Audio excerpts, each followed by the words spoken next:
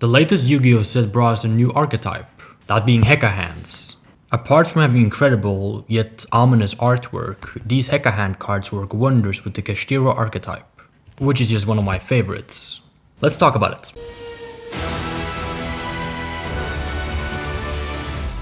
Starting with the main deck, I have 3 copies of Kashtira Fenrir. Generally, Fenrir is not the best starter in the Kashtira deck, as that would be Unicorn. And whilst Fenrir can search a unicorn, you then can't summon this unicorn to the field.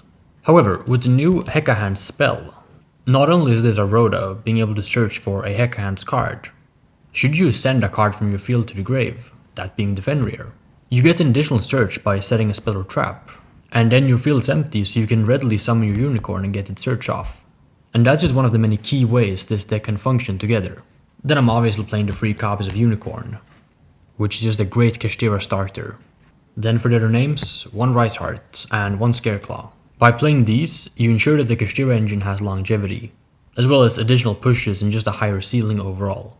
Then I have 2 copies of Kashtira Birth and 1 Theosis. When splashing the Kashtira engine, I really like playing 2 copies of Birth. If it also works with my deck, the Birth granting you a normal summon for a level 7 comes up quite a lot, and the Theosis is just a great extender, and can recycle your banished Kashtiras to the hand. And then to search these cards, I'm playing 3 copies of Wraithsoff, and 1 Terraforming. And that's it for the Kashtira engine. Then for the HecaHANDS, I have 2 copies of Jadel. We can reveal Jadel in her hand to search for a HecaHAND spell or trap. She then shuffles herself back into the deck. But should she be on the field and then go to your graveyard, you can recycle your spells from the graveyard. So it might come up that you want to link or fusion this off from the field, as the HecaHANDS are a fusion deck. So starting off, I think maining 2 of this is completely fine, but it could be a card that I would go down to 1 copy of, because I think this is the least essential one. And also being level 6, you can't make an Exceed with it. And the same kinda goes for Ibtel, which is the other HecaHANDS level 6. The ones that you actually want to summon from the deck are level 7, and that is the synergy with the Kashtiras. And these mainly act as starters. And by playing both of these at 2, you kinda receive the infinite grind game that they provide, albeit the Ibtel being the more necessary one. And as these are level 6, I have considered playing this with a Fiendsmith engine, forgoing the Kashtiras and then doing rank 6 plays with these, as the rank 6 toolbox also has synergy with the HecaHANDS. But since these usually aren't on the field, you instead use these to summon the HecaHANDS from your deck, that being Gygus and Brius, both of which have very powerful effects on the field, being able to steal your opponent's cards from the hand if you're lucky, or looking at the top 3 cards of the deck, which usually should give you a card, can then allow you to control a monster owned by the opponent, which is the prerequisite to summon your fusion monster, which then gets you to your traps or other engine pieces. And here's kinda where the main synergy lies, these being level 7s, allows you to access your rank 7 toolbox, which the Kashtiras also naturally do. Then there is 1 more HecaHANDS monster that you could play in the main deck, that being Godas, but I decided to put this one in my side deck instead, mainly for the Mitsurugi matchup, but more about that later on. Then I'm playing 3 copies of the Hidden HecaHANDS. This is a search spell with a bonus effect, and that bonus effect is actually really good with the Kashtiras. You can freely send away your Wraithsoff after you gotten the search, or should you start with Fenrir, you can do Fenrir and then search a unicorn. Send it off with a HecaHAND spell and then some unicorn from your hand. The unicorn can kinda insulate your combo against hand traps, either by forcing them to interact with this, or if they were to hand trap you later on, you could then use Unicorn's effect to rip apart their extra deck. And against something like Yummy, which only plays 1 of each synchro, that can just be backbreaking. And should you get into a grind game against Dracotail, being able to pick apart some copies of Arphalion could also leave them struggling. Another thing regarding the Fiendsmith cards is that you can send Requiem equipped to a Fiendsmith with this card to get that bonus effect off. Both the Kashtira and the Fiendsmith variant of this deck wasn't really a thing we could see in the OCG. The OCG has severe limitations done to the Fiendsmith engine, as well as the Kashtira engine, even though the OCG does have a Riseheart legal. So maybe this deck won't be a tier 1 contender right out the gate, but seeing as it's a deck build deck, it's likely to receive more support in the future. And with that support, should it be what the deck might be missing, along with a good sub-engine, or perhaps a pure deck, this could definitely be something that's viable in the Yu-Gi-Oh TCG, or just a Genesis deck. It's a fusion deck. Similarly, the Kultune deck is a synchro deck, again also playable in Genesis. As for Enneacraft, we don't have to talk about that. Either way, moving on, I'm playing 1 copy of Tartaros. You mainly play this card so you have the fusion effect in your opponent's turn, but bouncing back a Mignon against Yomi could also stymie their OTK, seeing as the Yomis are quite small without that field spell. Then I'm playing one of each of the traps, Yod Al and Ib Al, being a monster and spell trap negate respectively, and that allows you to steal those cards. And that's it for the HecaHANDS engine. Then for the last engine card in the main deck, I'm playing one copy of Pot of Prosperity. You can freely banish 6 cards from your extra deck for this deck, and then just dig for the top 6. Either dig for the best start or extender that you need. Then for the non-engine, I'm playing one copy of Dimension Shifter. The HecaHANDS can function pretty well under Shifter, and obviously the Kashtiras naturally do so too. And should you activate this card against Draco Tail and the draw phase, they pretty much just pass. Then I have 3 copies of Mulshami Fulos, and 1 copy of Perulia. I'm just playing 1 copy of Perulia because it's the 40th card in my deck. I could interchange some things or perhaps go over 40 to play multiple copies of Perulia, but I chose to just have the 1 copy. That is because in the extra deck, I'm playing a card which requires me to have a water monster in the main deck. Not that that card is a must, but it's certainly a nice bonus to be able to have the option of going to Poseidra and clear away the opponent's entire field and then go for an OTK. And the Perulia is not a bad card. Not that I would keep this in going first post-side, but just a upstart even against Draco Tail is not that bad. Then I have 3 copies of Ash Blossom and Joyous Spring, and 3 copies of Infinite Impermanence. But that's it for the main deck. Then for the extra deck, I am not playing Kashtira Ariseheart, and that's because this card is banned, although I don't think it has to be. Generally people refer to Ariseheart as a floodgate, which yeah, it is Macrocosmos on legs, but Colossus is Mistake on legs, and you don't really see Colossus tearing up the metagame.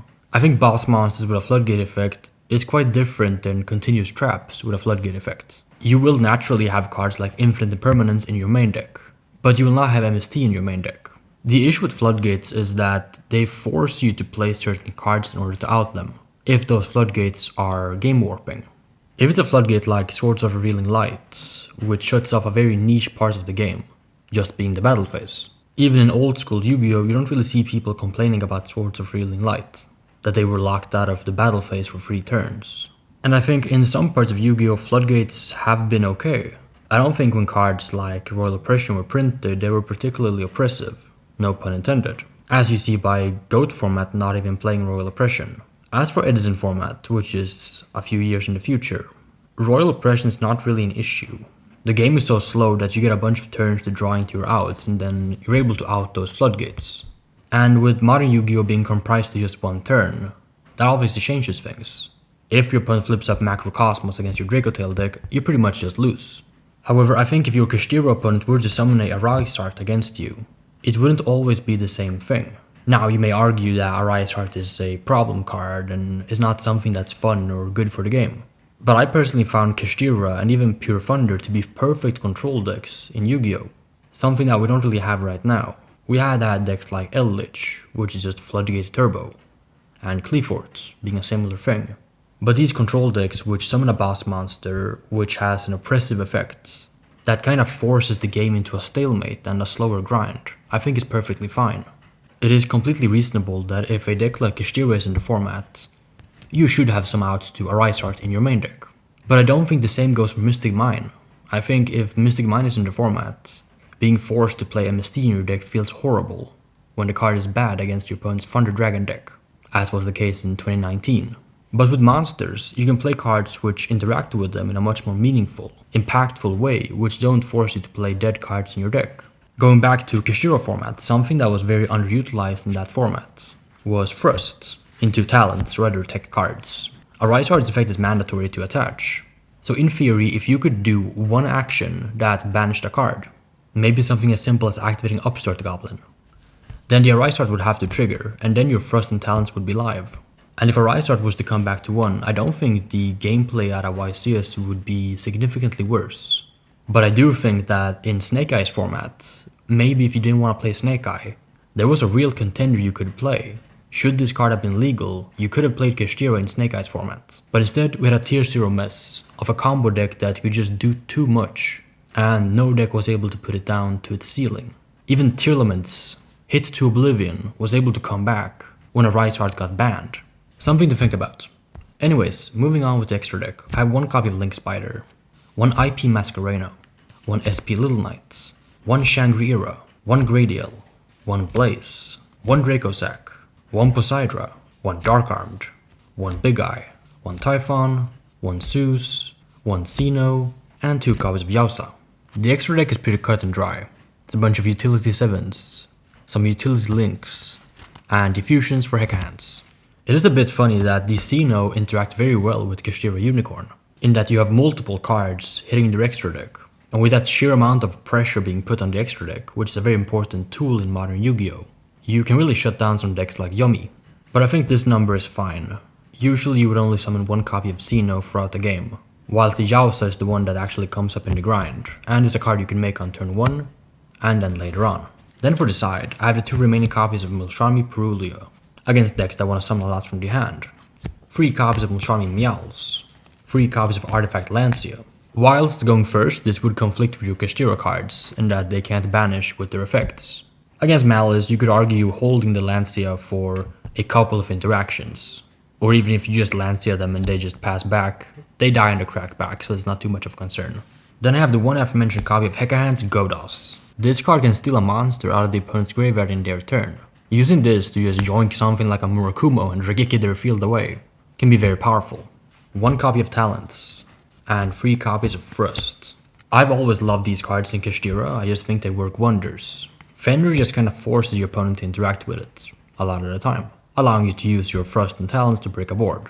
Additionally, being able to set some floodgates when you go first, such as DDG or Artifact Sanctum against Malice, can be very powerful. Thrust can also grab your engine in Terraforming, or the HecaHANDS Rota, so it's a pretty versatile card.